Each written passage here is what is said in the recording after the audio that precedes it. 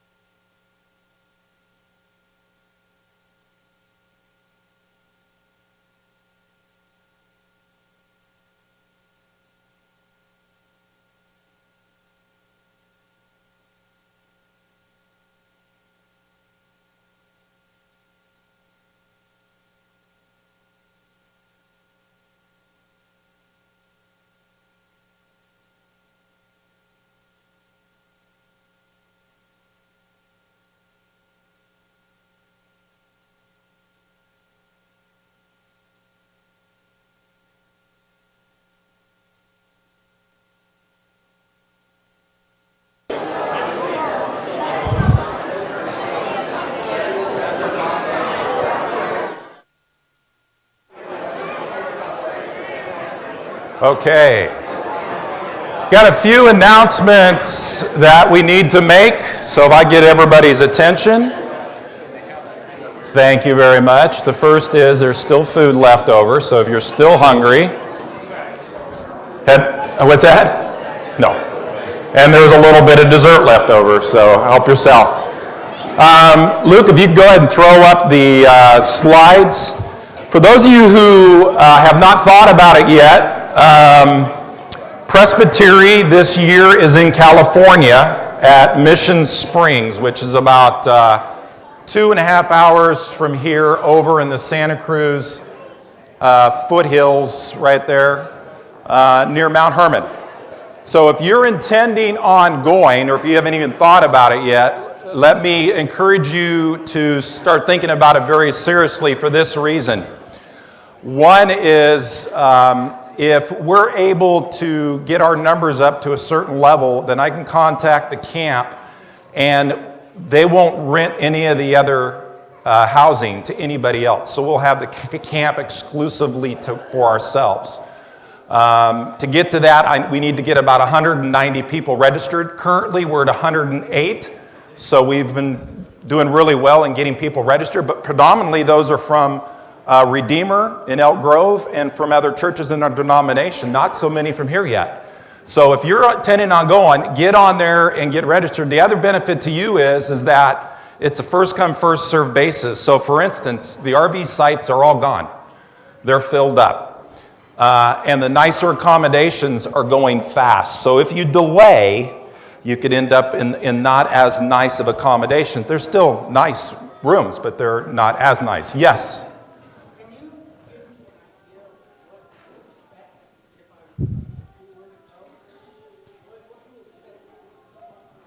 Okay, so here's what you can expect at Presbytery. First off, you're going to have an opportunity to meet families from all over the country that are in the various churches within our denomination. Particularly, you'll have an opportunity to interact with some of the elders from the other churches within our denomination.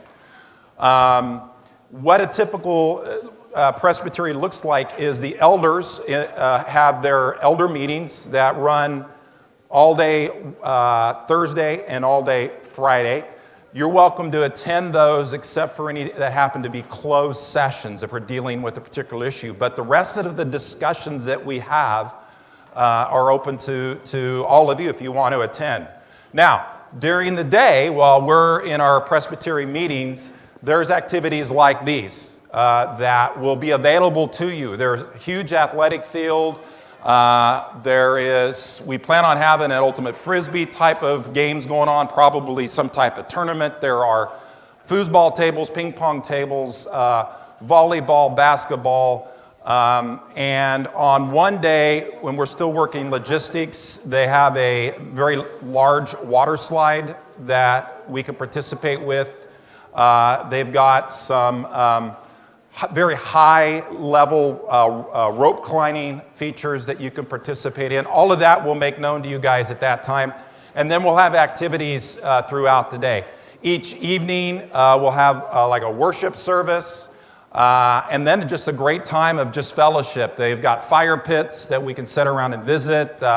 We'll all have meals together. Your meals are provided. Lunch, breakfast, lunch, and dinner. If you have dietary issues, they can make some accommodations for you. They just need to know that you're coming in order to do that. So if you have gluten issues or other things like that, we can do that. Let's see, what else am I forgetting? Anything? Does that help you? Okay. If you desire to get there on Tuesday, you can actually arrive Tuesday afternoon and check in. And in essence, Tuesday night and Wednesday is basically just a free time waiting for everybody else to show up because Presbytery actually doesn't even start until Wednesday night. So if you wanted to do a day trip, Santa Cruz is 30 minutes, 20 minutes from there. Monterey's about an hour. We're about 35 miles south of the San Jose airport, so everything is in close proximity.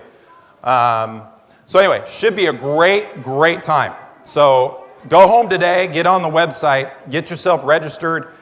You don't have to pay for the whole thing right now. You can just make payments over the next, 4 or 5 months. So put a little bit of money down, get your registration in. I'll take care of getting you into the proper housing. And if there are any issues, I'll communicate back with you via email.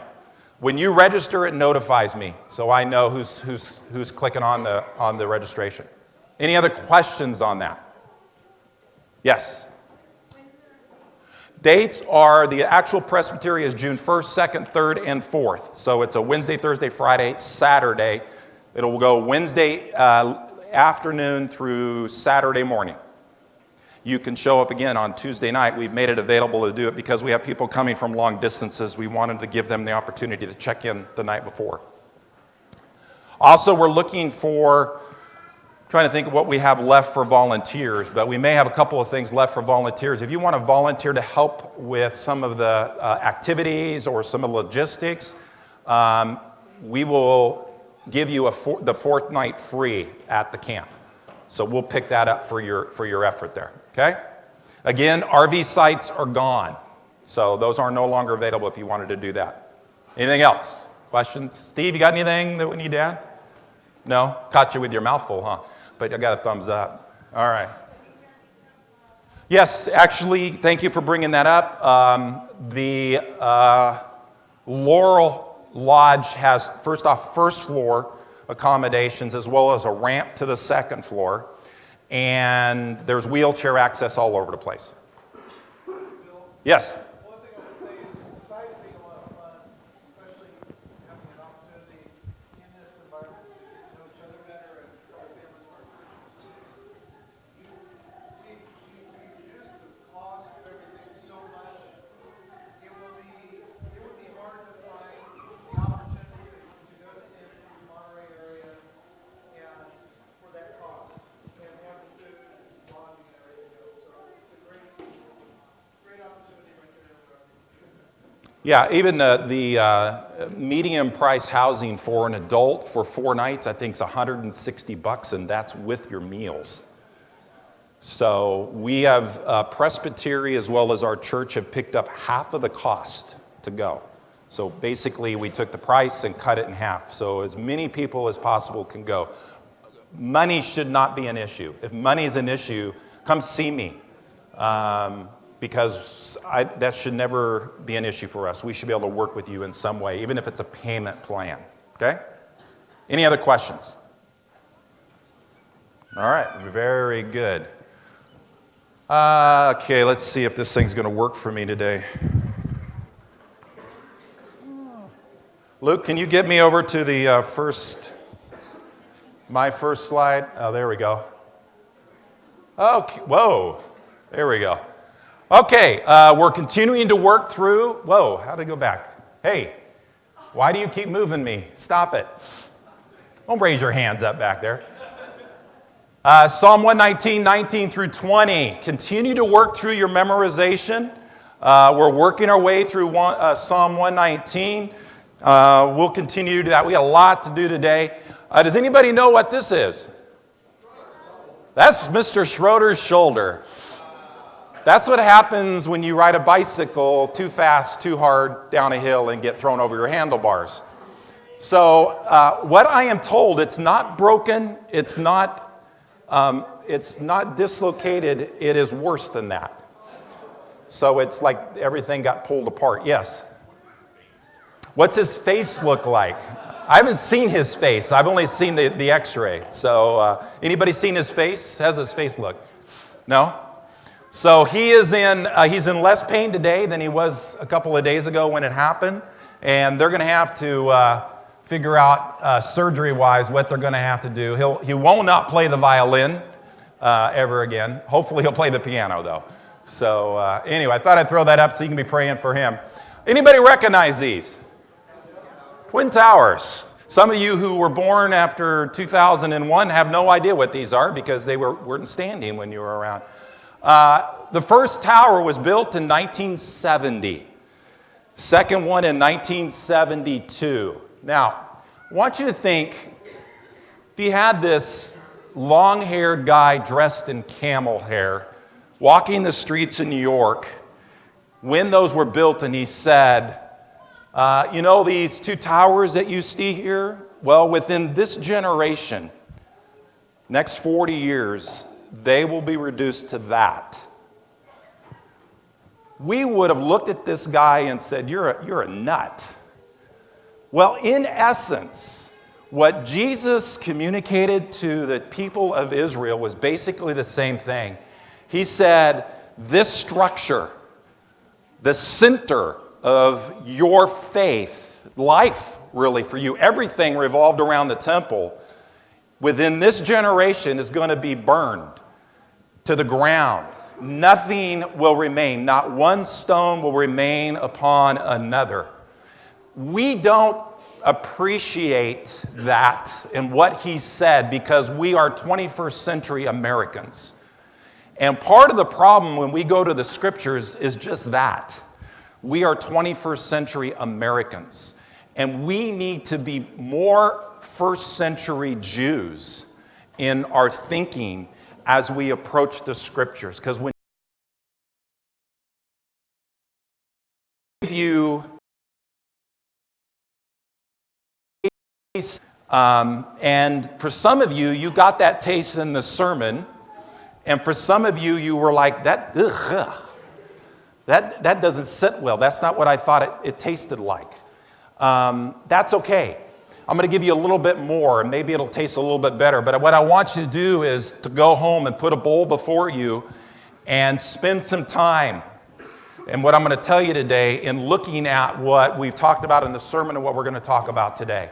So the first thing I want to do is I want you to understand historically what transpired at the time that Pastor Walker was referring to. How catastrophic it was. Now, some of this is going to be a little repetitive from 2 weeks ago, but there are some things that you're going to hear that I think are important. First off is I want you to listen about the city of Qumran. Secondly, I want you to understand the severity of what took place. And then third, how what took place in 70 AD impacted the Jewish people, and how did they respond when the temple was destroyed? Okay? So you're going to recognize the narrator here. For you Star Trek fans, you'll be happy. For the rest of us, we won't care. Luke, can you dim the lights while we watch this and turn up the volume for me? Thank you. This is about, I think, 12 minutes long, but it's well worth your time.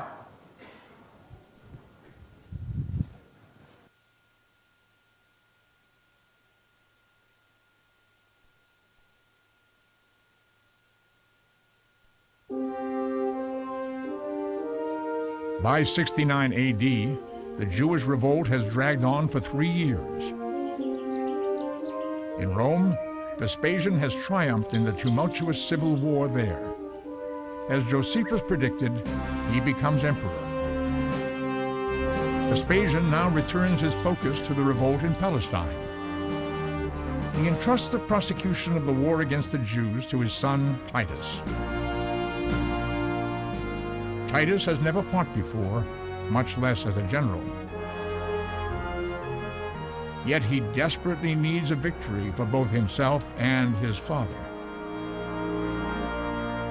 Vespasian and his son Titus, in order to prove that they are imperial material, if you will, need a substantial victory under their belts.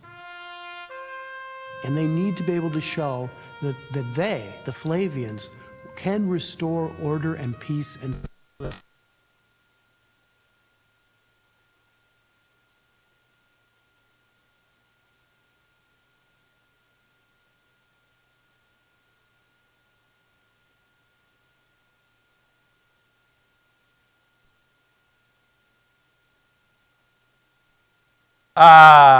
I'm sorry about that. I don't know what's going on.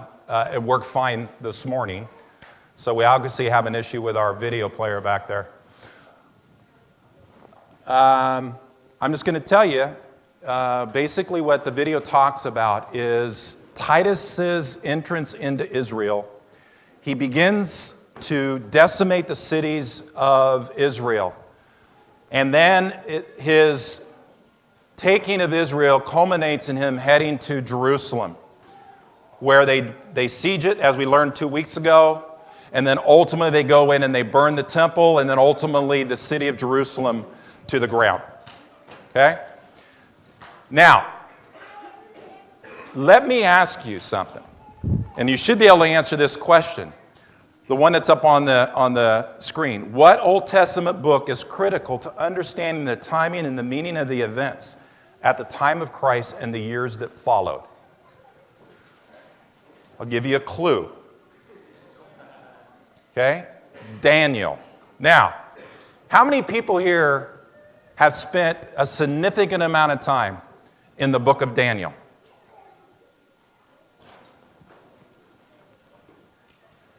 A significant amount of time in the book. I have no hands. I have one right here. Thank you.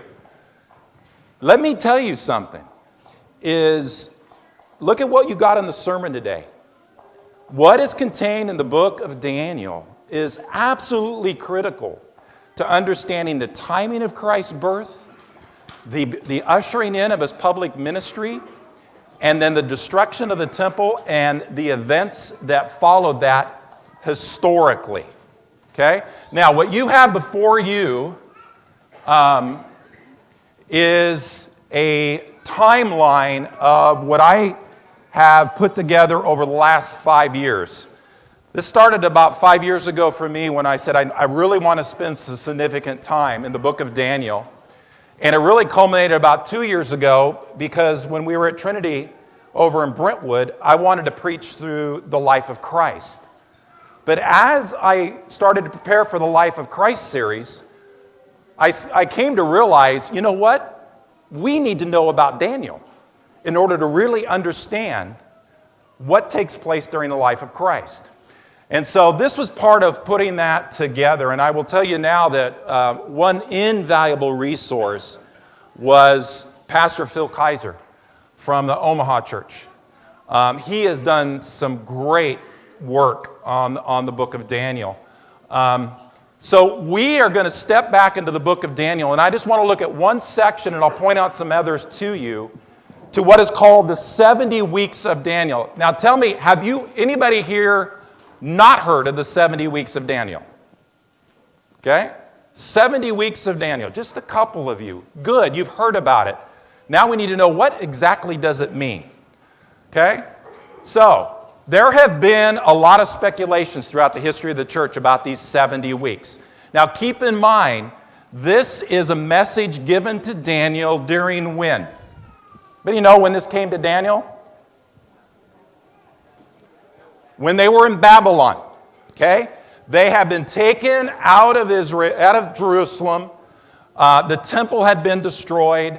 They were enslaved in Babylon, and Daniel wants to know, what does the future hold for the people of Israel?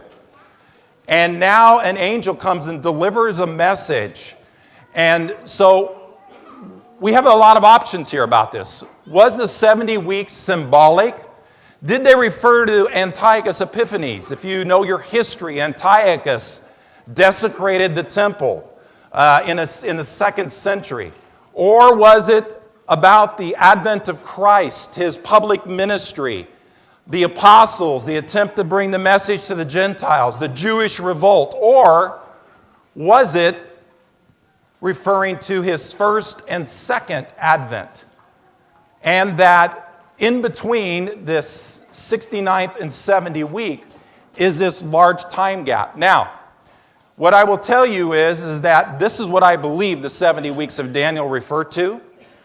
But I will tell you as well as recent history, this is by far the majority. I mean, off the scale majority within Christendom. Most of the people that you run into believe that the book of Daniel and this 70th week of Daniel is something that has not yet taken place. They're still looking for it to happen. And I'll show you, here's a typical timeline that you will see. Okay, the first 7 years of Daniel's prediction take place, rebuilding of Jerusalem. Then there's 4 years. And then there is this gap after Jesus. And that gap is stretched now for 2,000 years. Then there will come a time when there will be this 7 years in which there will be a tribulation. And depending on who you talk to, there'll be a rapture either at the beginning or in the middle. And this is somewhat what Pastor Walker touched on today in his sermon. Okay? This first came about in basically the 18th century when dispensationalism first emerged. During this time, the prophetic clock is stopped. This is the church age. Has nothing to do with Israel. It is all in the future. Now, The entire 70th week will begin when a political leader will make a covenant with Israel. Does anybody remember in the 60s who that was? Anybody remember? And he was assassinated? Huh? No. Kennedy. Do you remember when people were talking about Kennedy as the one that would come back from the head wound and lead this whole thing? Do you remember when that happens? Nobody here remembers that? I remember it because I was steeped in this. This is what I grew up with. Then the rapture will occur. Now, how many people here, just be honest, because I'm going to raise my hand too. How many people here were raised to believe that there would be a rapture at somewhere around the time of the 70th? Raise your hand, okay? Okay, so all of us are in good company, okay? All of us, yes, there was a no over here. Okay? And then in the middle of the 70th week, the sacrifices would stop, and then would come this huge tribulation. Okay? Now, what this led to, by the way, and what kind of gave this steam was that Christians started to look around and see the Civil War, World War I, World War II, and as all of these things started happening in culture, Christians started to get very pessimistic about what it was going to be like on this planet. And then it got to a point where Christians were going, yeah, because the worse it gets, what? The closer we get, and Jesus will come back. Now, I'll submit to you right here just in a blanket statement. That, I believe, is wholly unbiblical and straight from the pit of hell. Okay? And I'll explain why in a moment. 70th week ends with the third coming of Christ. All right? Now, what you have before you is a timeline laying out what I believe took place. By the way, how many people remember the statue in the book of Daniel? Okay? Head of gold, Babylon, I agree. Silver, Medes and Persians. Bronze, Greek Empire. Iron, Roman. And then what happens? The prophetic gap. And all of that, the feet and everything are completely in the future. Okay?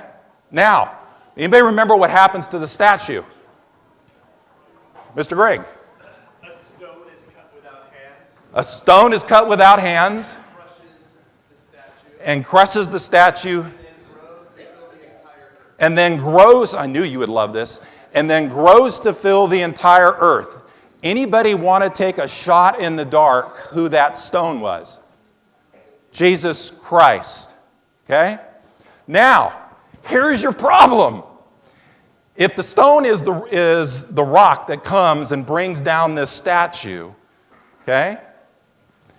If that's the stone, then who is he striking against? Who is the stone bringing down? And what does it mean if the stone grows? Okay? And it fills the earth. Okay? Well, the first thing it means is that's the coming of the kingdom. So if the stone hitting the statue is something that's still yet to happen in the future, way out somewhere, what does that mean about the kingdom of God? I'm sorry? It has not come yet. The kingdom of God is in the future. Someone explain to me what Matthew 5, 6, and 7 mean if the kingdom is in the future to us. Huh? They're not true. They don't apply to us. That's something that's only when the kingdom of God comes. Now, don't you find this ironic that what did John the Baptist say? What did Jesus say about the kingdom? The kingdom is in your midst. The axe is laid at the root of the tree. This tree is going to knock down. Does that sound like something that's going to wait 2,000 years? No, the kingdom of heaven is now, yes. Mr. Karavitas. I just wanted to throw something in that the speaker and writer of Hebrews makes a statement that I continuously dwell on. Just a little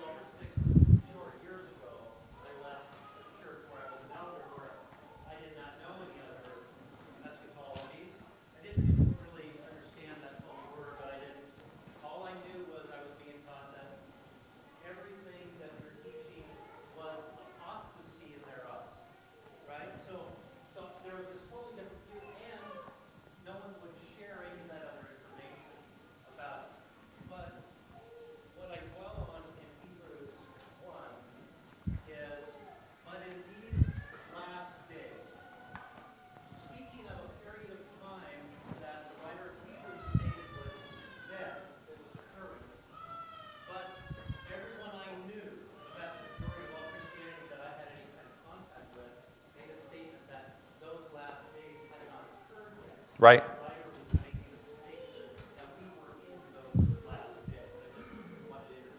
Thank you very much. And again, it's a great point. Now, let me go here. Know therefore and understand that from the going out of the word to restore and rebuild Jerusalem to the coming of the Anointed One, a prince. Now, here's where your diagrams come into play.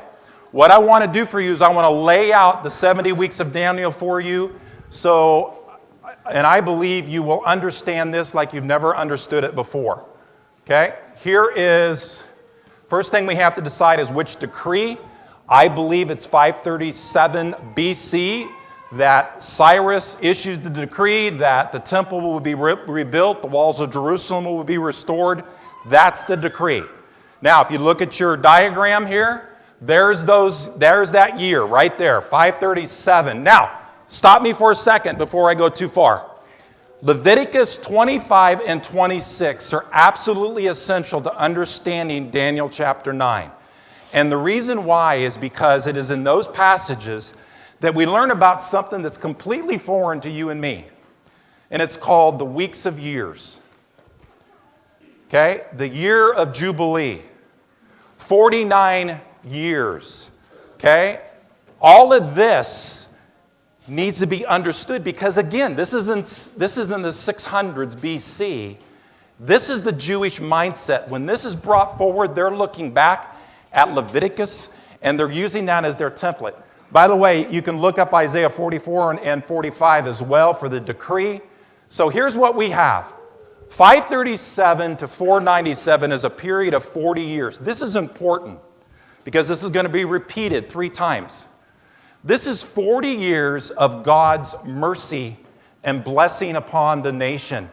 He's sent his prophets to proclaim the truth. It's a time in which the temple is rebuilt. But then Israel becomes apostate. And then there are this period from 497 to 448 is 7 weeks. That's the first 70 weeks of Daniel, the first 7. Okay, 49 years in which they are apostate. Then in 448, God sends his prophets back to Israel again. And they observe the Sabbath. They keep God's law. The walls are built. He sends Nehemiah and Malachi as those prophets. And that lasts for a period of 40 years. Are you seeing a pattern here yet? Okay?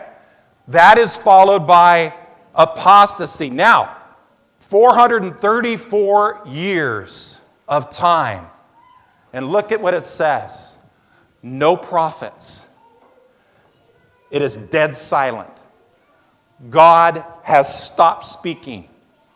And the children of Israel wait. What are they waiting for? The Messiah. They're waiting for the Messiah. What's going on at the time of the birth of Christ? Historically. John the Baptist comes out and proclaims, he's here. And people are agog. Why? Well, here's why. Because of this timeline, they knew the Messiah was going to be coming. And they knew it was going to be coming really soon. Jesus is born in 4 BC. He begins his public ministry, and the prophet, John the Baptist, by the way, who's an Old Testament prophet, though he appears in the New Testament, and Jesus, the prophet, come to Israel exactly 72 weeks from 408, in 26 AD. What happens? Well, they crucified Jesus. The Messiah is cut off.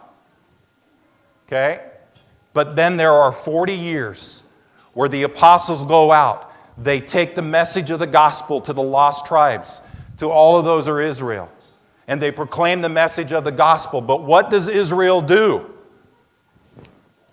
They will not listen. They will not hear. And then God says, enough is enough. What did Jesus say?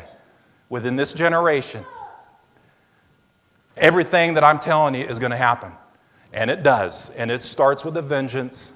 in 66 AD, Titus comes into the land of Israel and begins to decimate city after city after city after city after city after city. And then in 70 AD, he comes to the temple in Jerusalem and he destroys the temple in Jerusalem. But that's not all. This continues on for the next 3 years. City after city, stronghold after stronghold, the Romans go about and they are slaughtering people like the Romans had never done before in their history, indiscriminately, men, women, children, as a period of time. Many of them taken away captive. Yes, sir?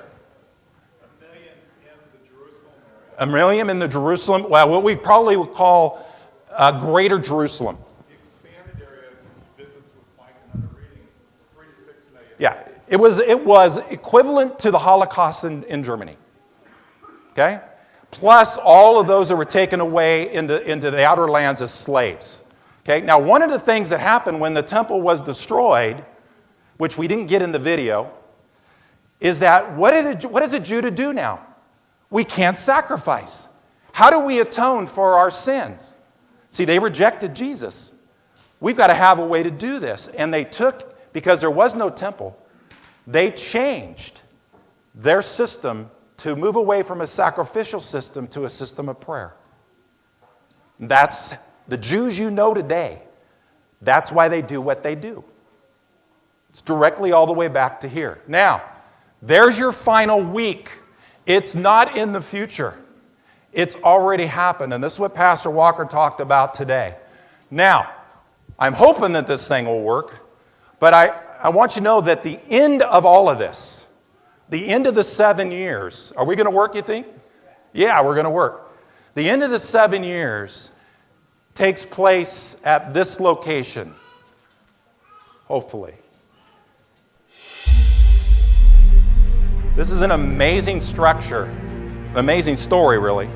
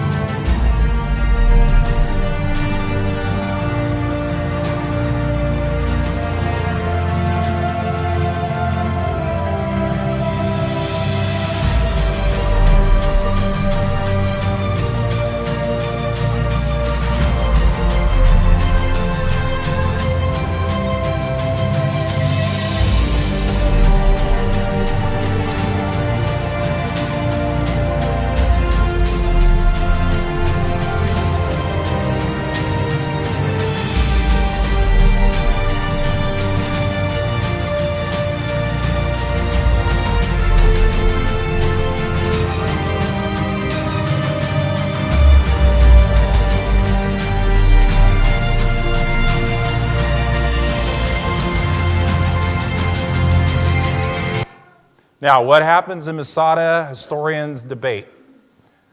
Was it a mass suicide? Yes, some say. Others, who I would assert are also pro-Jewish, say that it was mass murder by one Jew who then committed suicide. Because as a Jew, you can't commit suicide. So he sacrificed his eternity to kill off everybody that was up there, because they knew they had lost, that Rome would ultimately win. As Masada fell, so did the nation of Israel. And that was the end of the 70 weeks of Daniel. Now, on the back of your sheet, you'll notice that I laid out some other things for you that you may want to take a look at it some other time and spend some time in Daniel 8, Daniel 7, and Daniel 2, which deals with the ram and the bear and the goat and the leopard and the great iron teeth. All of these are prophetic language pointing to what transpired in those crucial years from 66 to 70 AD and leading up to the time of Christ. Now, I know that this is a lot of stuff for you, and I'm not expecting you to digest it all at this point, but I want to leave you with this. If you read the book of Daniel, here's what you come to understand about Nebuchadnezzar. And it specifically says this about him, that he was a servant of God. It calls him that, a servant of God. And yet he went into Jerusalem and destroyed the temple and the city and took away Israel into captivity. Now, why would a man like that be referred to in the scriptures as the servant of God? Can anybody give me an explanation for that? Because that's what the Bible calls him. Yes?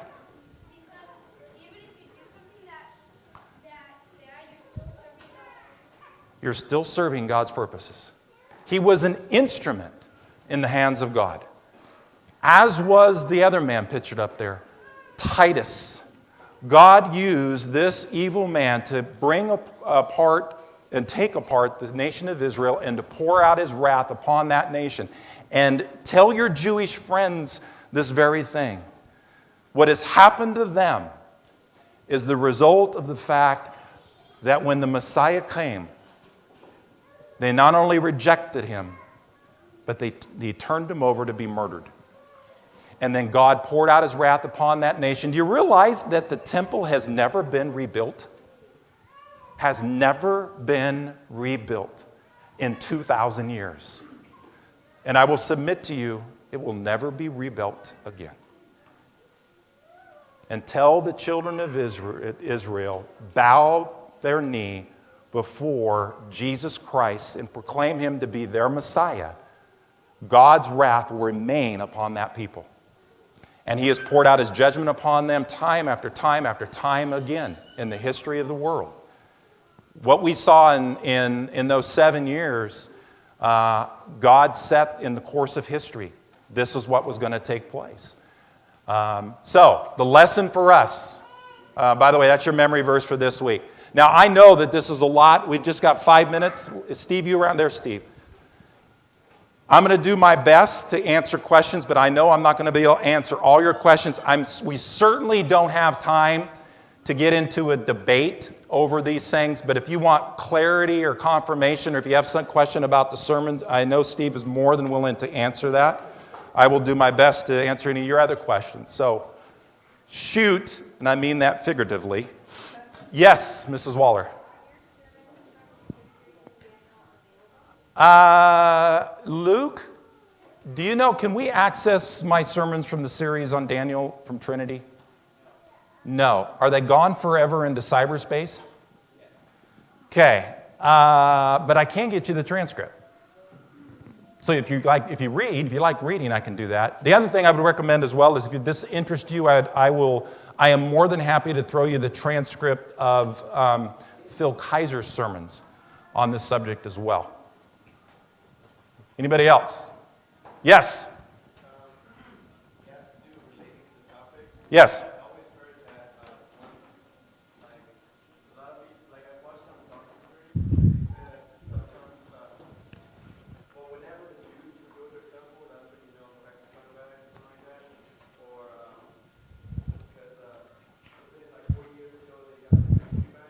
Oh, people went crazy over that when Israel came back into occupied.